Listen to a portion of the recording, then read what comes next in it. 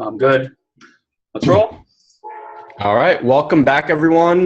For those of you that are new, welcome for the first time. If you're new, just let us know. Some of you guys we know, obviously, from different things. Kareen, I don't know if the name is looking non-familiar, so welcome.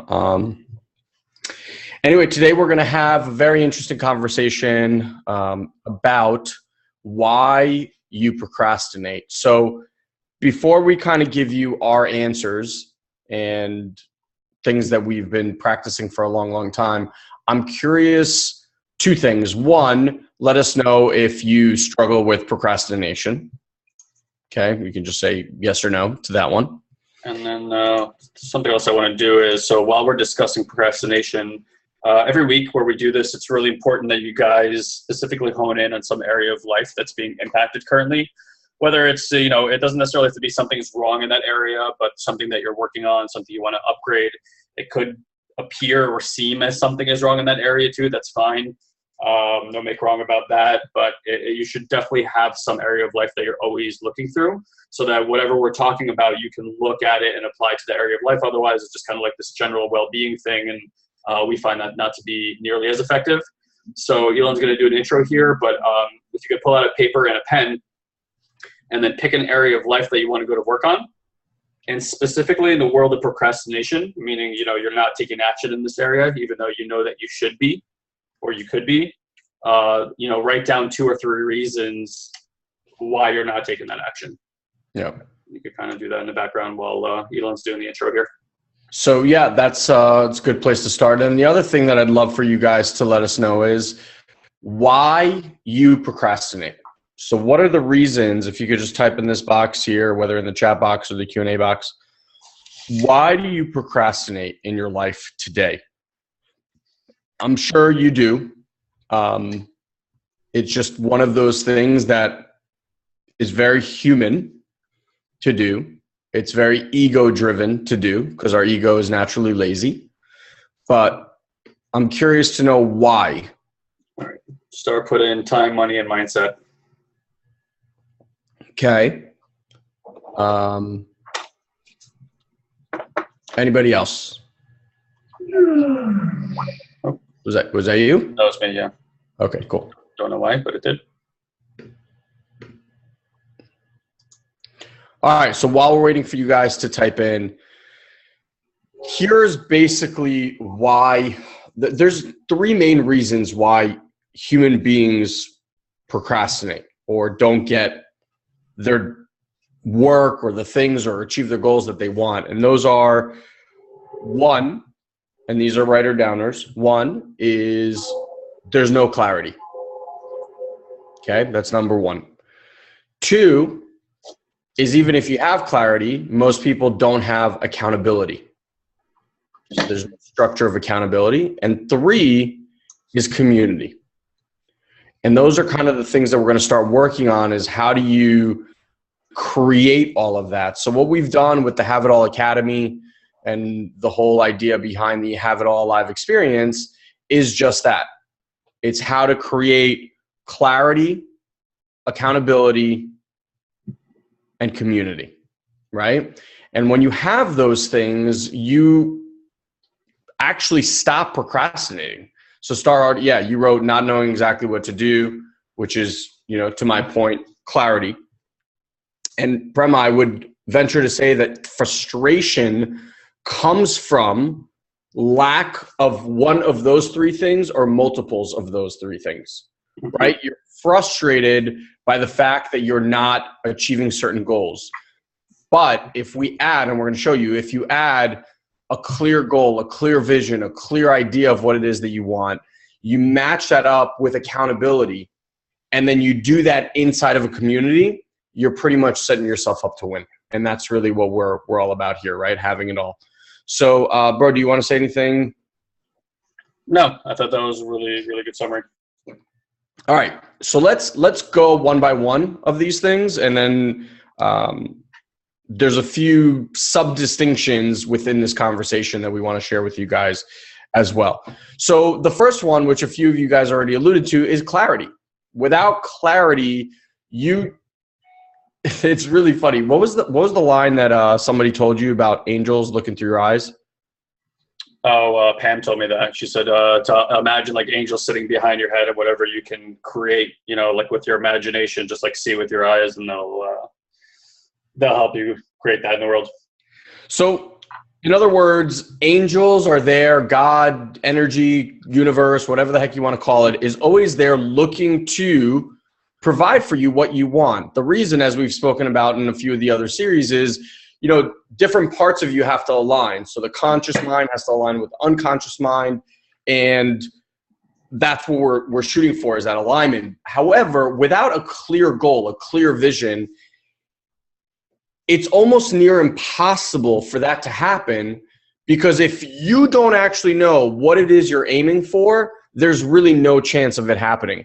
There's an awesome story about a monk who's teaching this apprentice, and the monk's gift, or the thing that he's mastered over the decades and decades and decades, he's a very old master, is archery. And he's teaching this boy all these life lessons, and they're always out in the forest and they're hunting and shooting, not bullseyes, shooting arrows. No, the thing that you hit, targets. Wow, yeah. Blanked on that one. I just kept seeing bullseye in my head. Yeah. So always, and this monk never missed, literally never ever missed. So as long as, for the multiple decades that the student's been in with them, the monk's never missed. And so he wants to teach a boy a lesson, and he puts on a pair of blindfolds, and he stands fairly close to the target, and he says to the student, "Hey, do you think I can hit this target?"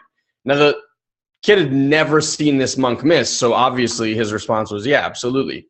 And so the monk, sure enough, pulls back, sets up, fires the arrow, and misses wildly. I mean, like, doesn't even hit the target. And takes off his blindfold, and he says to the kid, "It doesn't matter how good you are at something, you'll never hit a target that you can't see." And clarity, the reason everyone talks about writing down your goals and goal setting, and different people have programs, we believe in 90-day goal setting, and people will have yearly goal setting and 5-year goal settings, and other people will break down goals into life goals and financial goals and family goals and health goals and all these different things, is because without clarity in an area, there's absolutely no shot of you hitting that target. So the first thing, as Star and Prema perfectly alluded to, is clarity. If you don't know what you're doing, there's no way that you can hit that target. That's another way said, as if, wait, I'm sorry, what's the word I'm looking for? It's like, if you don't know which road, it's like all roads will get you there. Jay used to say this all the time. I'm just trying to think of the line. Oh, like basically saying that, like, whether you walk this road and another road, it'll get you there. Just one way is super, super long. No, not exactly. That's okay. It was basically like, if you don't know where you're going, then all roads will get you there. Something like that. Oh, I got you. Yeah. Something like that. Okay. So one of the reasons that people procrastinate a lot is because if you don't physically know where it is you're going, then you will just procrastinate, right? Because think about this. If you were to go kind of off of the line that Guy said, if you were going to go onto a journey, okay, and you said you wanted to go to, I don't know, let's say Rome, okay? And you had no idea which way to even start going. What are the chances that you will get up, pack your bags, and end up down that road? Absolutely none. None. Because to your conscious and unconscious mind, you're like, I don't even know what I'm doing yet, so there's absolutely no point to start. Because one of the things that we all know we hate is failing, right? And if there's no clarity, there's no way that we could possibly succeed. So the first thing you have to get, like, if you are procrastinating in a certain area of life, the first question you ask yourself is, do I have clarity in what it is that I actually want to achieve? And if the answer is no, or if the answer is kind of, then that should be the first place to look, because without that, you'll never even leave the starting gate. Okay? Anything you want to add to that? No. Perfect. Okay. The second piece is a piece that we believe in massively, and that is accountability. So yes, you can have clarity and you can write out your goals. And how many of you guys have written amazing goals and had amazing visions of what you wanted to happen and nothing ever happened? All of us, right?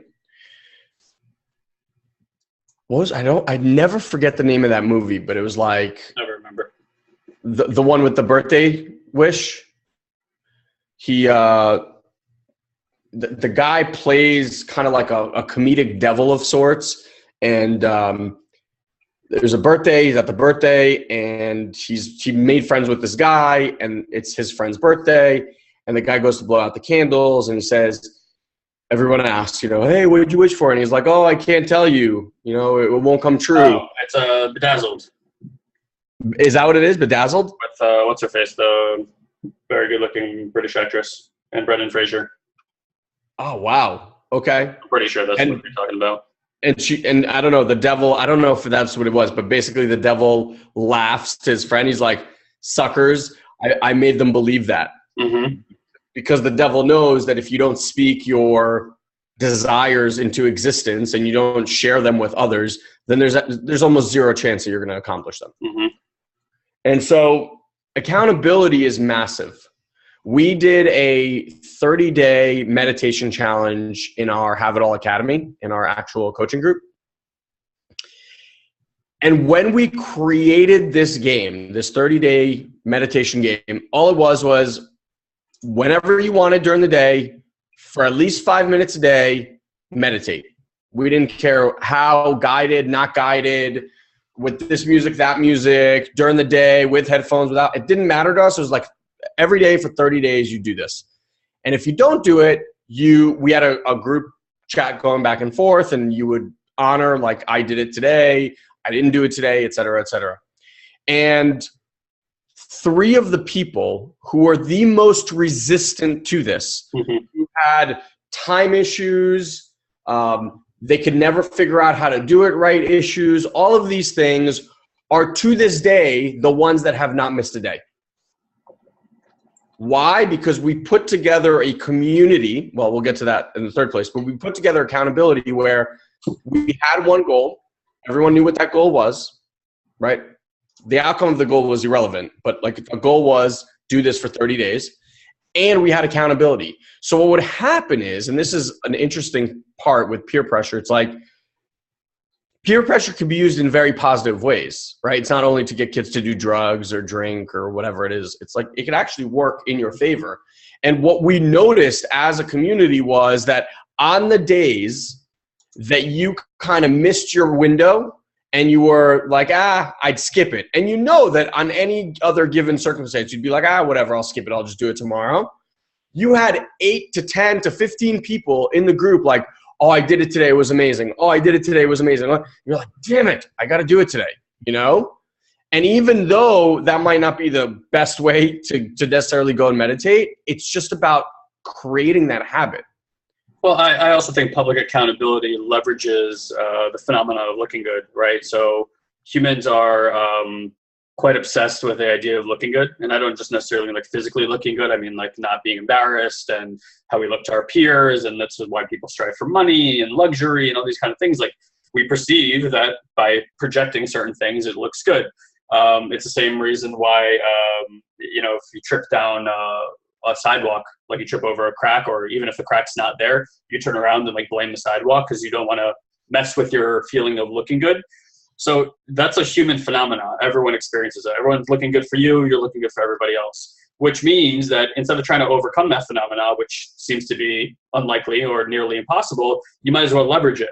So public accountability leverages looking good. And that's why when everyone gets involved in a game and you see everyone playing, it starts looking not good to you to not play the game. So in those moments, you're like, I don't really want to. And you're like, damn it, they're going to know, and then you just do it. But it's a great way to form a habit because over time, the more you do it, the more you find that the excuse around time or money or the resistance to doing it because you're like, well, I don't know what I'm getting out of this doesn't matter.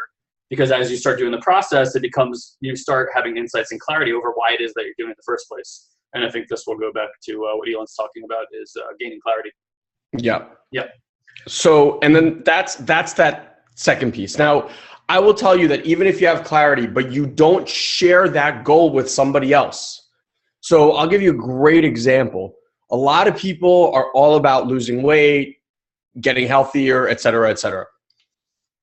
The problem is that I had a friend here literally this weekend, and she's in a really, really good shape. And she complained to me the other day that she would be in much better shape, but she has such a sweet tooth that she'll eat multiple candy bars a day.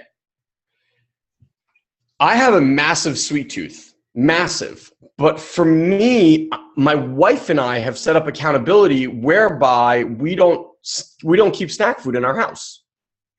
Like, we'll have certain, dried fruits and things like that. And this girl's like, dry fruits? Who says that it's a snack?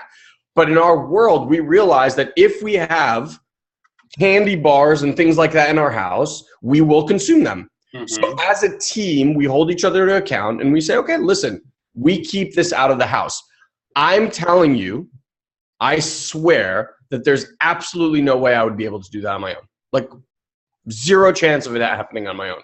I have a massive sweet tooth and I could just sit here and eat pints of ice cream, like, to no end. I've seen it. So, yeah, guys have seen it. So without sharing that, hey friend, hey husband, hey wife, hey coworker, I'm playing this game. One of the best things of this I've ever seen was I heard some woman was going to quit smoking, and she made basically like business cards that said, I'm quitting smoking. If you ever see me smoking a cigarette, you're allowed to X, whatever it is, right? And she went and handed this to every single person that she knew. People at work, all of her family, all of her friends, except for one guy. The one guy that she really, really liked. Because she was afraid that if she handed this to him, like, she would actually do this, right? She would actually have no way to wiggle out because she wants to impress him, et cetera, et cetera. So finally, obviously, her friends convinced her to give it to him, and she quit, And I thought it was just a genius way to do this. So that's accountability. And when you put accountability and clarity together, you pretty much have almost a full trifecta there. The third piece, which kind of, we're hinting at here with accountability, is community. So think about this. Let's use the weight example again. If you're, you know what, I'm going to switch topics because I know Star has messaged me a few times about money and mindset and all that kind of stuff. So I want to switch to money. You surround yourself with people that have shitty money conversations. And that's not something that you chose consciously. You chose it subconsciously. You like to surround yourself with people in pods, if you will, that are of the same similar points of view on life. And by the way, this is a human phenomenon. As the identity forms, part of the design of the identity is to actually have you immediately go spend time with individuals, groups, and organizations that have agreement for what you believe is so about the world, what you believe is so about your identity, what you believe so about everything. And we interact, or one of the ways that we test whether things are true in reality is through agreement. So in order for the identity not to feel threatened all the time, it puts itself in environments where the conversation always feedback loops what you already believe. And if you really think about it, throughout our entire lives, most of us like to think that we're very worldly and open-minded people, but studies will show that your average person that has about 5 best friends throughout a lifetime, 5, okay? Now, let's expand that out and say you had 50 best friends. So these are the people you know really, really well in the world, right? Now, on the planet, as an estimate, we think, or at least that's what they tell us, that there's about 7.3 billion people. If you were to take the percentage of the 50 people that you know really well, I don't know what percentage that is, but I imagine there's a lot of point and then a lot of zeros after that, and then a 1, like somewhere like way, way down there. So that's how much you actually know about the people in the world. How many of us walk around like that? So think about why you've instinctively chosen these people to be around you. Are they the people that are like constantly berating you and telling you things aren't the way they are, or like trying to coach you? No, they're like, yep. You say something, you complain about it, and they're like, yep, you're right. It's all about creating agreement for the way that we believe the world is. And we do this totally naturally. And everyone's doing it. Yeah, exactly. And so go ahead, yeah. Because of that, you've put yourself in these places. Now, some of you guys already know that when you start to vibrate at different vibrations, and we spoke about this, you seem to release these people, sometimes in, natural, great ways, and other times not so pleasant and great ways for either party. Mm-hmm. Having said that, though, as you start vibrating at different frequencies, as you start having different thoughts, different conversations, you will naturally gravitate towards those conversations and away from all these others. Mm. So when people have shitty money conversations, generally, if you look around, the people around you as well have shitty money conversations. And it's only when you delve into a new group that has a lifted conversation around money that you even see the disparity. Because up until that point, that's how life was, right? When you're secluded in your own tribe, in your own circle, yes, you might see things on TV of people living XYZ lives, but it's not real to you. It's not real to you till you put yourself in that network, in that circumstance. And I can tell you for myself. I would say more accurately, you don't have it. It's not accessible to you. Yeah. That's a better way to say it. I remember for us, as we excelled in business, we always made sure to be in groups at the highest level that we could A, afford, and B, would honestly let us in there. So it was very important for us to constantly surround ourselves with people that were thinking bigger than we were, that had bigger lives. And I don't mean money only. I mean just like bigger lives, were solving bigger problems in the world and things like that. Because whenever you see that gap, it allows you to realize what it is that you need to do to get and fill that space. So for me, for tennis, like the reason I like to play players who are better than me is because when I play a player who's better than me and they kick my ass, I now know what are the things I need to work on that they do so much better than me. And that allows me to accelerate. And so when we were in these different networks and different groups, one of the things we saw early on is the amount of reading that these people do and the amount of money and time they spend on their education, whether in seminars or groups, was so beyond what we thought people were, I don't know, not even capable of is the right word, but just willing to do. Mm-hmm. And it completely shifted our mindset. So putting yourself in a community that has different conversations around the things that you want. You want to have better relationships? Surround yourself with people that have awesome relationships. You want to be healthy? The reason that someone that's overweight and comes from an overweight family has such a hard time losing weight is because the conversation in that family is very against the new conversation that this person is. So what they need to do is they need to join a gym or CrossFit or a running or biking club or something where there's other people that are up to that game. And once you do that, it's almost like through osmosis, you begin to live that. Those words, those thoughts that these people are having impregnate you and completely shift your view of life, which helps you stop where we all started, procrastinate. You want to talk about network of conversations? Just to loop back around if you have agreements. Sure, go for it. And here real quick. And I think I could do this right here. You gonna try to draw it out? Yeah, so I'm going to show you guys hopefully a little example here. And what I'm showing you is this is why things don't really work for people, especially when they're seeking transformation. So let me see if this is working. Oh, it's working just very slowly. Let me try this one more time. Okay, so let's say just draw this in a different color. Here you are in the center. And then these other folks, these guys, these are the people in your life. So we have a distinction that we call network of conversations, okay? And these people, you call these like your family and friends, and this is your first circle, but there could be a secondary, tertiary, and it keeps going out from there. And these are kind of like your you can think of it as like your circle of influence. Now, if you think about the way that we interact as people, we say hi and then we shake hands and then we start asking each other questions like, hey, where are you from? What do you do? Stuff like that. And what we're really engaging the person in is in questions that are going to elicit stories. And now the stories we tell each other are really what we're doing is we're training each other in our belief systems. So, if I was to meet Prema and I start shaking her hand and we kind of go back and forth on our stories, she's going to know, like, guy likes this, he doesn't like that. You can communicate this to him. This pisses him off. This makes him laugh, right? Slowly but surely, I'll kind of like teach you about myself through all these stories. And now the funny part is that we then get in an argument with the way that our environment sees us. And we believe that it should see us some other way, even though we're the ones responsible for training them that way.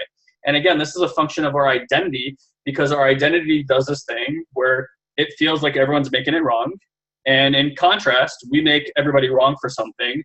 And we constantly hook people into our identity, kind of like putting bait out there to start conversations that will elicit our identity getting its fix. Now, you guys all know how to do this because, if you've been to like a dinner party or you walk into a room where you don't know anybody, you can pick out the people in the room that are going to come and dance and play with your identity, right? It's just kind of like what we do. So there's all these things about doing, about understanding how you bait people. And that's really kind of an access to something. But when we have a like transformative thought, I mean, people use that word a lot. Sorry, I don't know why that's popping up. People have these transformative thoughts all the time. So let's say you had a transformative thought and outside of the circle, you're this blue triangle, right? And that's transformation has happened. And honestly, transformation is not that complicated. People make it seem like it's this big idea. Transformation is like, I'm never going to see her again, or I'm never going to see him again, or I am going to start seeing them again, or I'm never going to smoke that again. Like Elon said, I was smoking cigarettes, or I'm going to stop eating pints of ice cream, like that will transform your life. If you're overweight, like no doubt. But we talked about agreement, right? So one of the ways that we test reality as humans is through agreement. Now, because when you were in an orange circle, you trained all these people to see you a specific way. Even if you have a transformative thought, the moment you step out here and start interacting with your environment and you're like not smoking anymore, you lost some weight and nobody notices because everyone's pretty much self-absorbed in their own little world, you start thinking to yourself, well, I guess the transformation didn't happen. I don't see any agreement out here. And then what happens is you start doubting your transformation and you go back to being the way that you were. Where this really works is when you start sharing, kind of like Elon mentioned in that movie Bedazzled, if you start sharing your transformation, so you're like, hey, mom, like I know for the last 30 years, I've said, this and this and this about food, or this and this about my financial situation, and it's had this kind of impact on me, it's had this kind of impact on you. I'm not committed to that anymore. In fact, I'm taking these classes now and they're having me see X, Y, and Z, and here's what I see is possible for my financial life, and this is what I'm working towards. And if I do that, here's the impact on me, here's gonna be the impact on our family and you, et cetera, et cetera. And what you're really doing is you're re-enrolling them in a story. And now what ends up happening is that you're starting to create agreement for a new story, and this person gets enrolled and they basically become a triangle. Then you do it with your dad, with your siblings, with your best friends, right? With your coworkers. And what ends up happening is because you start sharing that transformation, you're changing the way that these people view you because you've enrolled them in a new possibility for yourself. And now what happens is when you step out into your environment, you find that there is complete agreement and your transformation becomes natural and easy. And this is one of the ways to motivate yourself or find motivation in your environment to take natural action. Most people do not share with their environment what's shifting ever. Then they start making the environment wrong for not seeing the way that they shifted. Yeah. And they get in an argument with it. That's a really good point. Does that make sense what Guy just showed you? Did the drawing help? So keep that, and it's good to keep that in the back of your mind as like an access point to transformation, to taking action. It really happens in the sharing. Transformation doesn't happen just over here. It's a phenomenon that happens in the interaction, in the relationship between you and others. Go ahead. Okay. So the next piece that we want to talk about today is we want to talk about empowering context, right? Yep. Okay. Well, let me just see if there's any questions here. Okay, cool. So that was making sense. All right. The next reason why people procrastinate, and we'll just kind of end it with this one thought, is empowering context. So we spoke about integrity. I think it was in either, I want to say part 1 or part 2 or part 3, probably part 2. By the way, just before you get into that, so premise says yes, but some people don't like to change and they are permanent parts of your environment. So valid statement without a doubt. And what we're talking about here, mostly when people want to change, what they do is they're not enrolling people in what's shifted in their life. What they're doing is they're trying to cajole, manipulate, and control outcomes. And they approach the conversation like you need to believe what I believe. And they don't allow the person to get into a state of self-discovery. And then it becomes your opinion versus their opinion. And if you've ever been in those kind of conversations, you know that mostly, if not ever, people don't leave at any table with your opinions. They leave with their opinions, which is, by the way, a huge waste of time. We train people to use language and communication in such a way that enrolls another person to choose for themselves that belief versus pushing our beliefs onto people. And most of the public is not using this type of language technology because they just haven't been trained how to. So there's a way to approach conversation in such a way where you leave the person at choice to get enrolled in that. And yes, of course, there's people in our lives that are permanent. We call those people family. And even so, and we're telling you over 14 years of doing this kind of work that we've seen endless transformation happen in family when you make a small shift, right? When you make a small shift in the way that you approach people. Most people are just, they're in an argument with other people's belief systems, and then they try to change their belief systems, and that just doesn't work. Nobody wants that because their identity is so sure, just like yours is, of the way things are. And you communicate from that point of view as if your identity and the way that you view the world is true. Now, there are 7.3 billion people out there with identities formed, all believing that the way that they see the world is true. So, if you've been on our trainings, we actually didn't do it for this one. We generally start with asking you guys to listen a specific way. And the first way we tell you is that nothing we say here is true. What we're actually looking at is different paradigms through which you can view the world so that you can start seeing, wow, if I just change my view a little bit, that gives me access to something. There might be more power here for me. And that's what we're looking for all the time is, can you shift your gaze and maybe looking at it in some other way will give you access or power in an area where you have no access and no power right now. And then we also tell you that because it's not true, everything that we're offering you is really just like trying on a jacket. If you're just there having opinions, whether you agree or disagree about what we're saying, what you're really walking away with is just more of your opinions. And you already have your opinion, so that's nothing new. So when we're offering these type of ways of looking at things, it's really just like try on a jacket, walk around with it, see if you like it. If you don't like it, leave the jacket. And then we have some other jackets for you to try on. However, we know that there is a lot of different ways to view the same situations. Most people are just so stuck in one singular view. And that singular view is giving them the way that they're being, the actions they're taking, and it's consistent with the results that they're getting. The moment you shift the way that you're being, and that's really what we're looking for right now, is how do you stop being a person that procrastinates, right? And start being a person that's in action. You'll find that you'll take different actions when we start kind of talking about what's the access point to stop procrastinating. And then you'll find that you get different results in life. If you don't change or transform the way that you're being, you'll keep taking the same actions, you'll keep getting the same results. It's like walking down the same road over and over again and expecting a new building to be there. And Einstein says, doing the same thing over and over again, expecting a different result is insanity. Most people are just doing insane things. They keep doing the same stuff, meeting the same people, having the same conversations, arguing about the same stuff, and then going, how come my life's not changing? Well, that points to what results doing that stuff gets. So if you want different results, you have to start having different paradigms. And that's what all these conversations are about. Yeah. So one of the last pieces to close the loop on this of why people procrastinate is their integrity is out. So integrity at the basic level, as we described, is just doing what you believe, what you said you would do by when you would do it. And also just even when people aren't looking, are you still doing what you set out to do? So if no one was watching, are you still performing at your best, doing what you said you would do? The second piece of it, which very few people talk about, is what's called an empowering context. I'm going to give you an example. So you could wake up with your kids and feed them breakfast and do all that stuff, and you could do it, right? And you could be angry about it. You could just be pissed off about it, like they're annoying, why do I have to wake up early, all this kind of stuff, right? That is out of integrity. If you do something and there isn't an empowering context around that thing. An empowering context is something that lights you up, that pulls you forward, that makes you want to do this at the best of your ability. If you don't have that kind of thing in there, then you're just going through the motions. And if you're just going through the motions, you may as well, by our definition, not be doing it. We spoke to one of our personal clients today. He's in a program called our Ascension program. And he was talking about how he's just been in a shitty mood. And he's like, you know, all I did today was I put up some ads and whatever. They're probably crappy anyway.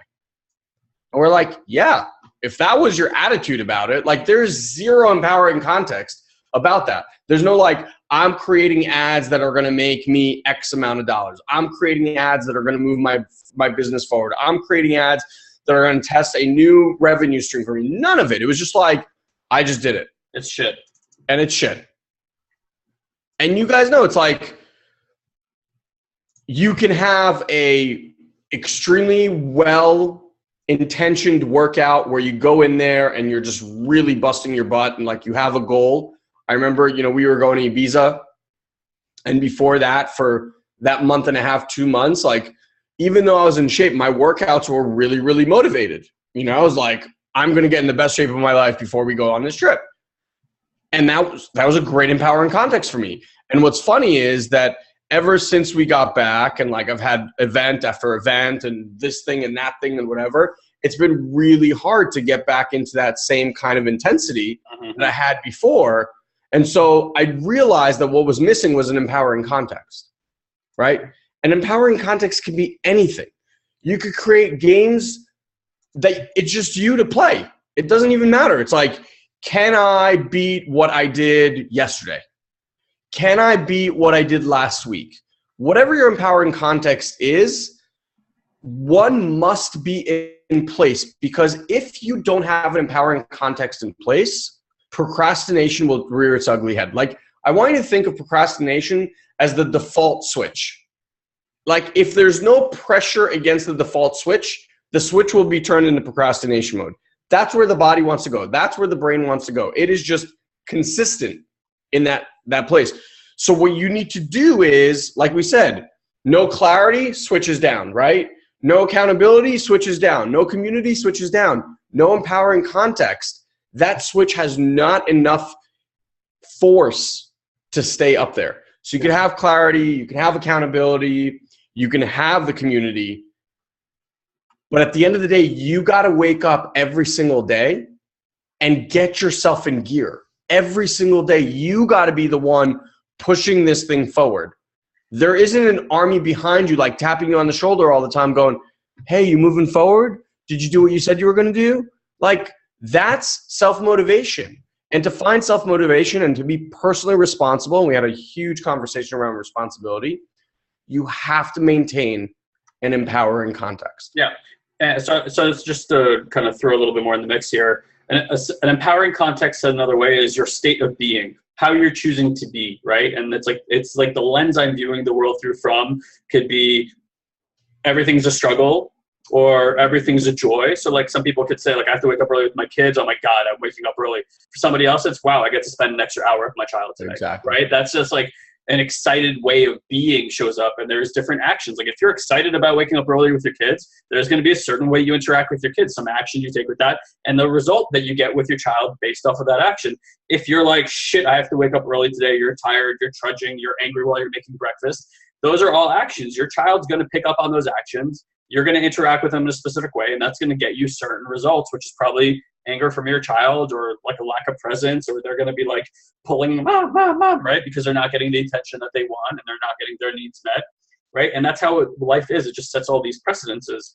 One of the key things that we do, and Eli and I do this for each other, but we've just hired a coach for the same reason, is we're constantly looking to up level our game, right? Like Eli and I have a big goal to transform the planet.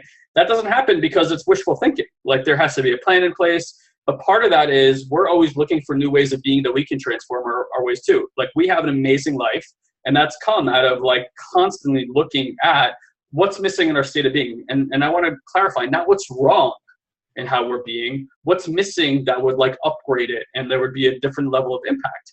Now, every time we find that, Elon and I have naturally created this muscle that we share what's opening up for us, right? The sharing, the enrolling, et cetera, et cetera.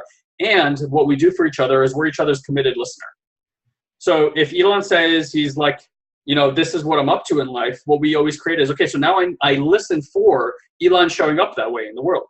When Elon doesn't show up that way, I'm accountable for calling him out on it. Mm-hmm. And most of us, like Elon said with the story about the woman who was smoking, don't want to be called out on our integrity. We don't want to be called out on our accountability because it makes us feel like bad, like when you get criticism. Except in our point of view, this isn't criticism. We're asking for it. So, by the way, I quit smoking cigarettes that way. I created accountability for all my friends. I said, if you see me with a cigarette in my mouth, you have the right to pull it away from me, because I felt that I couldn't do it. I smoked for like almost 10 years. And I realized that in my environment, there was wiggle room for me to smoke. Like I could get away with it because I never made an agreement with anybody, right? And the moment I create agreement with my friends, there wasn't anybody I spent time around anymore that I could just pull out and smoke a cigarette because I knew they would pull it away from me, so I didn't even pull it out. And I quit smoking cigarettes like that. Mostly, we create agreements with ourselves. We don't tell anybody else. And then we're like, okay, well, I'm going to lose 5 pounds, so I'm going to start exercising. And then like Tuesday, it's like, I don't feel like it. Wiggle, wiggle, wiggle. Wednesday rolls around. All right, well, I don't really feel like it today either. And that cookie looks really good. Wiggle, wiggle, wiggle, right? And we wiggle our way out of our own commitments.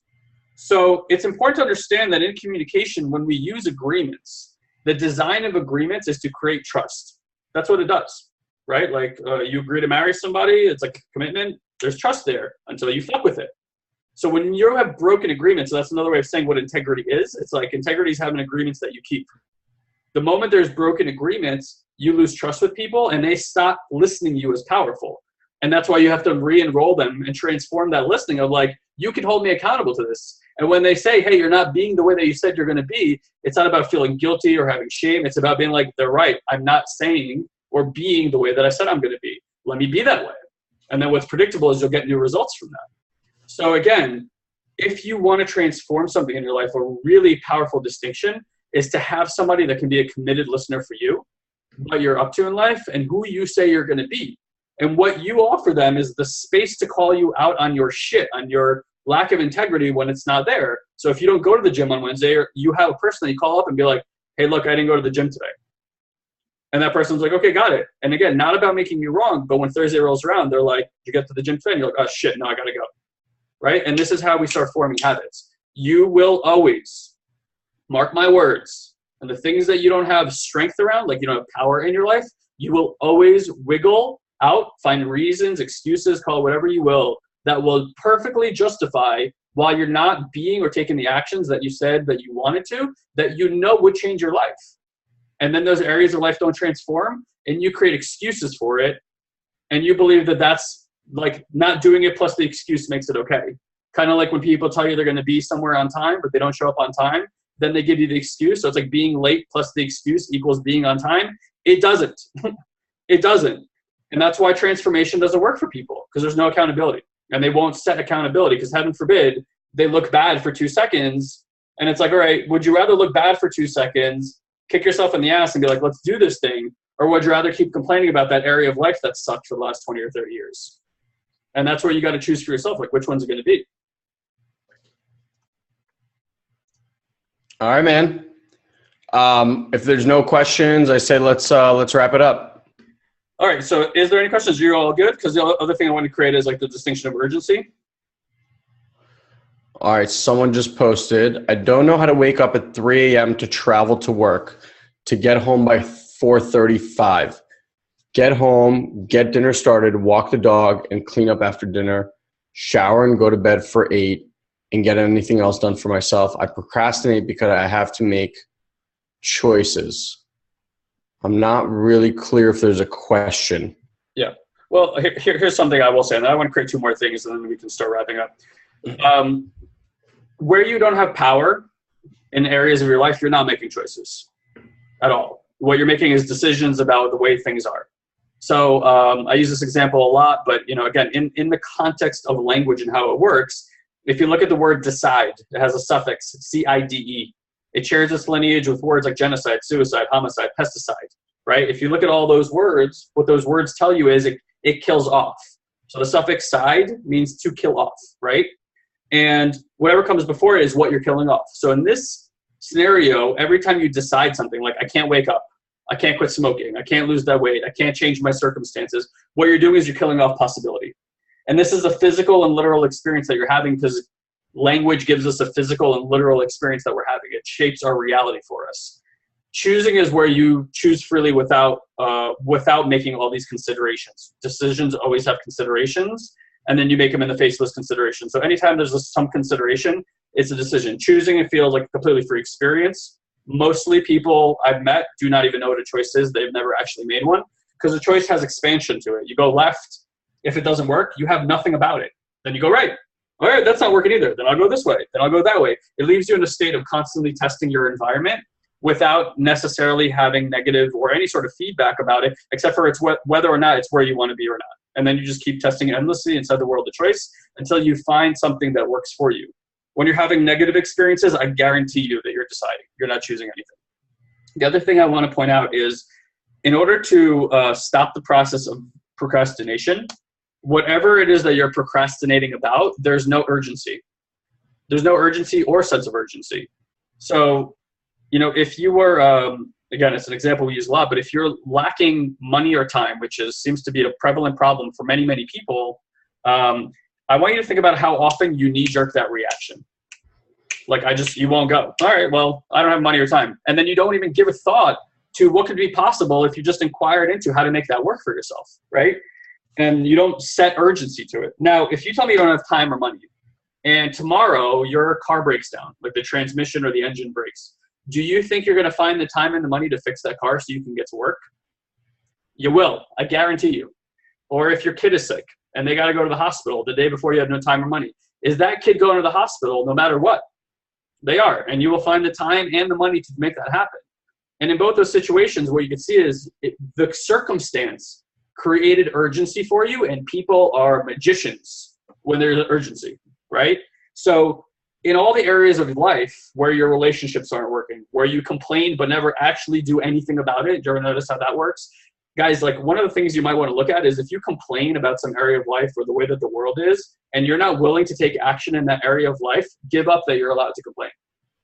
Because it's never going to change, because you're unwilling to change it, period. So that complaint is sucking your energy and your time. You want to get some time back? Stop complaining about that thing. Like, whatever area of life seems to be a problem, guess what? There's other people on the planet that have that same circumstance that's not a problem for at all. So you're choosing the frame that's giving you the problem. Now, problems never go away. Problems are a part of the design of being human. What you do get to choose is, what's the way that I'm looking at life? And know that however you're looking at life, there is going to be natural problems that arise from that point of view. So it's not about altering or fixing your problems at all. It's about picking a view of life that creates a problem that you're actually lovingly willing to work on in an urgent manner. So for Elon and I, it's like global transformation. We genuinely give a shit about transforming the planet. I know, how crazy is that? Right? But it gives us context for living. Our whole business, everything, when we talk to people, it's all in the inquiry of how do we serve more, because we have a game of transforming 100 million people's lives. I don't know that we'll ever be able to solve that problem, but I'm willing to play the rest of my life to find out. You guys get that? So we're not solving our problems. We're again leveraging a phenomenon of problems and choosing which problem we want to deal with that we want to deal with. Except for except for these like little ancillary issues. So most people wait for circumstances to arise in their life to create urgency so that they can transform their lives. But here's the thing: urgency, problems, all of it is a function of language, which means that you get to choose where your problems are and what's urgent to you. The things that you guys complain about that aren't working, again, you're saying that. To somebody else, they're not, and it's not a problem, or they created urgency and got that done. And that's the thing, you guys, whatever relationship's not working, whatever health is not working for you, whatever's in your business, whatever the thing is, get real with yourself and realize, damn, this really hasn't been urgent to me. I keep shitting on my mom in every conversation because it's not urgent for you to fix that relationship. Not really. If tomorrow you create that shit, mom could die and I'm going to be left with all this baggage to carry, this hateful ass baggage in my heart and in my life, I'm gonna have to carry that around till the day that I pass. Suddenly getting complete with mom tomorrow about all the things you've been incomplete with becomes really fucking urgent. Yeah. And then you go get it done, and that relationship is, boom, transformed. Because in urgency, you'll find forgiveness. In urgency, you'll find new actions and new ways of being with your mom that you've never been before. So where's your procrastination coming from? Complacency, apathy, resignation. It will never change. It's always going to be this way. All these things that we say to ourselves to justify why things won't ever get there. But here's the thing. All of that is perfectly valid and relatively true to you because that's your point of view. But it doesn't give you the life that you want. And then you complain about it and don't do anything about it. Prema just gave another one, which is very, very similar and very common. She said, there are too many things to be changed in my life. I don't know how to choose the right one. And that right there is your ego playing tricks on you. Exactly. You're creating overwhelm so you don't take any action at all. Instead of putting into place like, okay, what's urgent for me right now? What are the things that I want to work on? List them out. All right, and then you'll maybe find there's a shorter list than you actually believe. And it's okay, then let's hyper focus on this one area of life. Let's transform that thing. Otherwise, if you have a someday, one day, I'll take care of these things conversations, 10, 20, 30, 40, 50 years pass like that for people. Someday they will, until someday they can't. Because either they're not well or somebody else isn't well anymore. And that's it. So we used to have a mentor that says, people talk about someday all the time. Someday I'll do this, someday I'll do that. He goes, every day I wake up on a Monday, Tuesday, Wednesday, Thursday, Friday, Saturday, Sunday. I'm clear that if I ever wake up on a Sunday, like a whole lot of great shit's going to happen all over the world. But it's unlikely that I'm going to wake up on Sunday. And that's what procrastination is. It's a someday conversation, right? Like Elon and I didn't build our business because it was someday we will. Our relationships aren't where they are because someday we will. We don't travel or like, him and I are really fit because someday we will do this stuff. We literally create conversations in the present, in the now, and create into our future so that our present is impacted by the future. Kind of like what Elon said. He goes on vacation to Ibiza. He starts getting the best shape of his life. That context in the future falls out. He starts losing the urgency and motivation to get fit. But he can recreate that urgency anytime he wants, right? Whether it's like signing up for another vacation or doing something where he's got to be outside, again, leveraging looking good, leveraging the future. And once you start noticing all these different phenomenons, that's the thing. It's not about overcoming the parts of yourself you don't like. Those things are there for life. Sorry, guys. We've tried everything. They don't go away, right? They're there to play with you. But you can start understanding the design of human. Start understanding the phenomena of human. And when you understand these things, not just with your mind, but as an experience, especially with your experience, you'll start learning how to leverage them to create transformation in every area of life that you want. And our whole program, having it all, really means what are the areas of life that are important to you? And if they're not at a 10, we know that there's conversations that are debilitating you, that you're procrastinating about, that you think someday you will, and you think you have all the time in the world. And we're telling you guys, you don't. I mean, we're still fairly young. This shit's going by really fast. Like, holy shit fast. My mom turned 57 today. I'm sitting here going, how did mom get on the opposite side of her mid-50s? My son went to kindergarten today. Yeah, went to kindergarten today. I'm turning 33 tomorrow. Like Elon's, he's getting old. Like his back hurts, his knees. I'm just kidding. But like we live in a state of urgency constantly, and we don't feel pressured by it. It's like a fun game to play. So again, if you guys are like picking up what I'm putting down, yeah, I hope you are. You can say yes, or guy, you're an idiot. I don't, whatever. We're gonna kind of wrap up the conversation here. So all these training events, we love doing them. However, I'm telling you right now that there's a big difference between having a webinar where we're just like kind of talking at you guys and coming to like an event with us. There's like a big difference, okay? And the difference is that we get to interact with you. We can look at you in the eyes. We can do exercise with you. There's only so much we can do in just delivering a conversation in 55 minutes. And we've done well so far. We almost hit it directly on. So we have an event coming up this November 3rd, 4th, and 5th. In San Diego, California. If you've never been here, it's a pretty awesome place to visit. Absolutely beautiful. It's paradise up here or out here. I live out here. It's incredible. So if you're interested in learning more about our live event, go to youwillhaveitall.com/live. It's right over here. That'll take you to the page and it's got all the information. Here's the good news. You have about 8 more days to pick up a ticket, and that ticket will be free for you. So the way that we do it is a single ticket for one reservation seat is $297. If you want for you or your spouse, you or your friend, like I actually urge you to come with somebody to this. So you'll enjoy the experience more, and you'll have the distinctions to work on together with somebody in your life, which is important. It's $500 for two. Now we are going to refund your deposit after the event's over. So within 7 days of the event being over, so like by November 13th, we'll have refunded the money back to you, which means it's a free ticket to come to our event. The only caveat is you have to attend the entire event. So like we actually want you there, believe it or not, right? And we know that we could just give away tickets for free, but then we won't have a count of who's coming, and people don't really pay attention when something's not at risk. So we know that by you having to complete the course, you're going to pay attention. And that's, again, just a phenomenon at work here. So a few things for anybody who takes advantage of this. I know we have a few more seats left. I think it's 2. I didn't update this.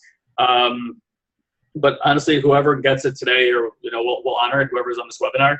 We have a private 4-hour training on November 3rd. So the event starts at 6 p.m. with like a gala dinner for everybody to meet each other. But from 2 to 6 that day, there's going to be a private training with Elon and myself. And we're kind of in the inquiry right now of trying to bring other masters to this. Not trying to, but whether we want to or not, to bring other masters to it who will train you in some really amazing things. I'm talking like subconscious reprogramming, health reprogramming, like really cool stuff. And nobody else is going to get access to that. So, for at least the next 2 tickets, I would say we're definitely okay with that. We'll have to look at how many people we have. You also get our home study course. It's a 10-module course. That's $147 value.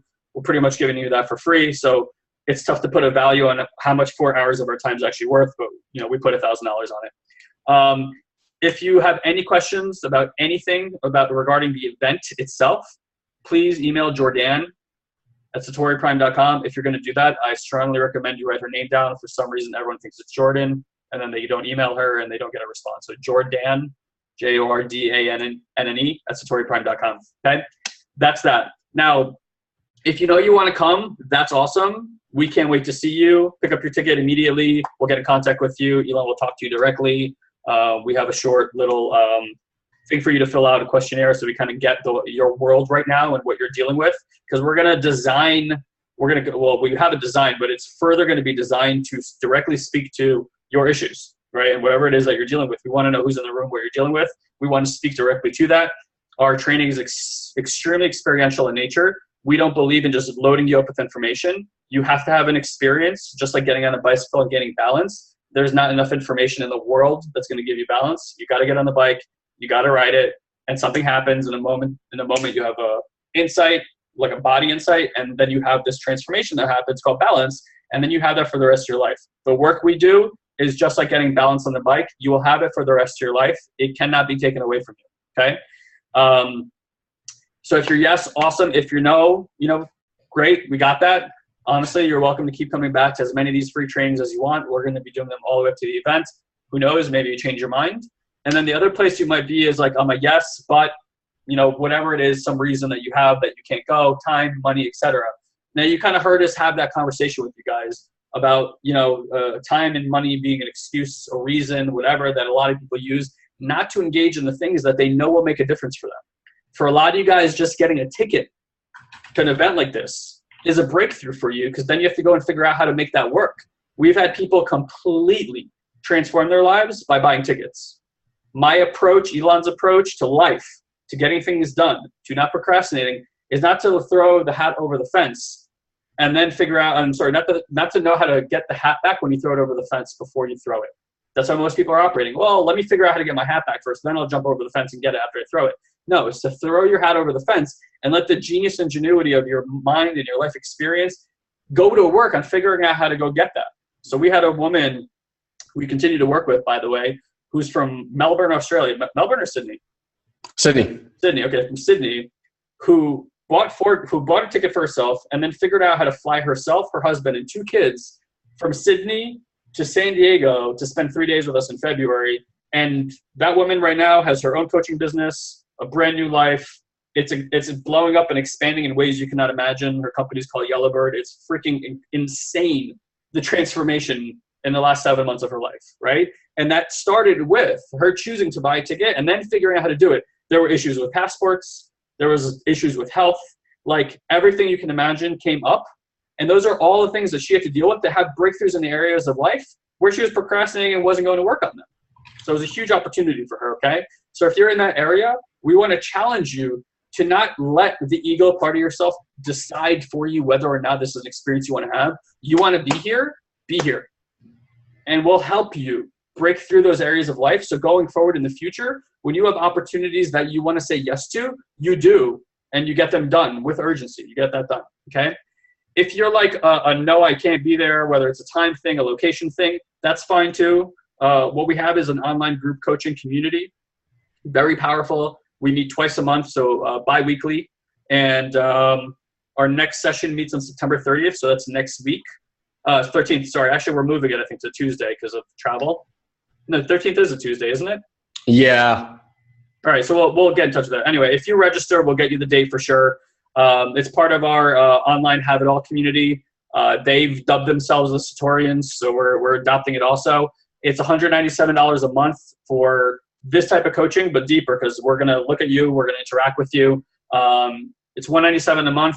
For those of you guys who are on this webinar, you can use promo code Satori Coaching. It saves you $100 off your first month, which means for $97, you get basically 5 hours of coaching with me and Elon, which is fucking absurd, and we should probably increase the price and never do that again.